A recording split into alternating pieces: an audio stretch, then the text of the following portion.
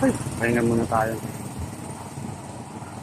Sabi nakakapagod papunta dito sa bundok. Bibili lang ako ng pinya.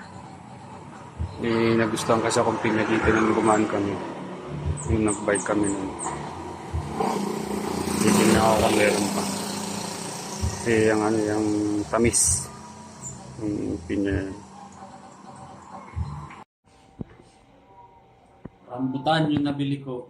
Wala nang pinya dun sa binuntahan ko eh. Pero maganda naman yung rambutan. Oh. Sarap. Dami. Ang dami oh. Dahil pambilihan ko nito eh. 15 kilometers galing dito sa bahay. Pero pinya talaga sana bibilihin ko. Kaya lang wala.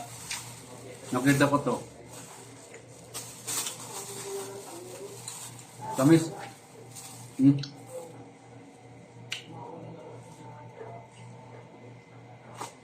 Pulang-pula.